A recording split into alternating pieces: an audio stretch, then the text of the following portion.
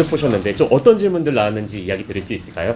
지금 이 면접이 금요일, 토요일 계속 이어지고 있기 때문에 제가 여기서 질문을 말씀드리는 건 적절치 않을 것 같고요. 그냥 후보들 간에 또 경쟁력, 그리고 지역 현안에 어떤 문제점을 갖고 있고 대안을 제시할 수 있는지 뭐 이런 내용들을 주로 질문하셨습니다. 다른 후보님들께서는 중성도별 구조정 관련해서 질문을 네. 개인한테 그런 질문은 하지는 않으셨고요. 전반적으로 그렇게 꼭 중부 성동구를 떠나서 그런 부분이 가능할 수 있다라는 얘기 정도로 이해했습니다. 그렇다면 우리 장관님께서는 성동구를 벗어나서 다른 곳에서도 출마하실 의향이 있으신지도 알고 싶습니다. 근데 오늘이 면접이고요. 또 면접 결과를 충실히 기다리면서 오늘 유세를 가야 되는 게 제가 오늘 해야 될 일인 것 같습니다. 앞에 다른 후보님들께서는 경선을 하면 뭐 당의 붐업이 될 거다 이런 의견을 주신 분도 계셨고, 아니면 전략 차원에서 뭐 재배치가 필요하다는 취지로 말씀을 주신 분도 계셨거든요. 어떻게 생각하십니까? 그러니까 제가 출마를 결심하면서 가장 기본적인 논조 중에 하나는 당의 승리에 이바지할 수 있는 선택을 하겠다였고, 그래서 실제 제 지역구가 굉장히 오래 뒤에 결정이 된 이유가 당의 고민을 계속 제가 기다렸기 때문입니다. 그래서 그 부분은 앞으로도 협조할 의지가 있는 거고요. 다만 지금 저는 유권자분들을 만나면서 뛰고 있는데 그 본분에 이 순간 이후로도 충실해야 된다고 생각합니다.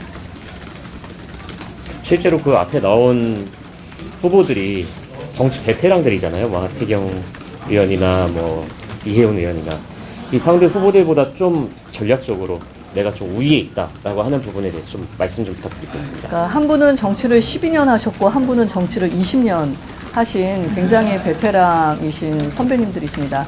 근데 중구는 매일 하루 2.6명의 전출자가 발생하고 있는 도시 공동화에 큰 이슈를 갖고 있고요.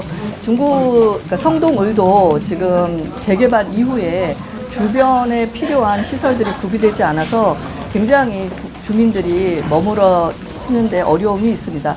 현안이 굉장히 강하게 있어서 해결을 누가 할 것이냐에 대한 이슈가 시간이 지나면 지날수록 더 첨예해질 것입니다. 구체적인 방안을 제시하는 사람이 결국은 남게 될 거라고 생각합니다. 실제로 우리 장관님께서는 윤석열 정부에 같은 입각을 하셔서 같이 일을 하셨고, 현재 지금 뭐 험지 출마를 요구하고 있잖아요. 입각해서 있었던 윤석열 대통령 정부에 있는 인원들에 대해서요. 네. 이 부분에 대해서 좀 대통령이 힘 실어주기를 한다라는 이야기가 나오고 있는데 그 부분에 대해서 좀 어떻게 보시는지 알고 싶습니다. 저는 동의드리기가 힘든 게요. 맨 마지막에 퇴임 인사를 하신 이후로 한 번도 공천과 관련된 부분에 대한 언급을 하시거나 조언을 주신 적이 없으십니다.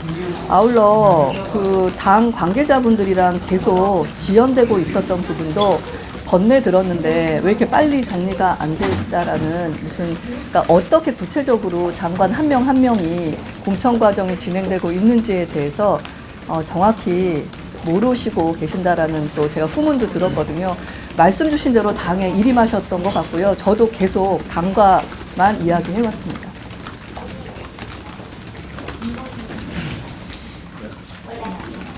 혹시 윤심 공천 논란에 대해서는 좀 어떻게 생각하시는지, 대통령 출신이나 내각 출신들이 좀 후광을 받고 나오는 것 아니냐 이런 부분을 계속. 아니 저는 전혀 모르겠는 게요. 네. 제가 출마를 결심하고 당과 첫 접촉을 한 이후 한 2달가량이 흘렀는데 그 2달가량 굉장히 밖으로는 조용했던 이유가 당에서 진행하는 부분들에 대해서 같이 협의하고 전적으로 따랐기 때문입니다. 제 공천 과정에 저는 윤심의 이응자도 저는 좀 느껴보지 못했고요. 당에 전략적으로 상대에 따라서 어떤 결정을 해야 되느냐라는 얘기만 내내 들었기 때문에 동의 드릴 수는 없습니다. 감사합니다. 네, 감사합니다. 감사합니다. 네.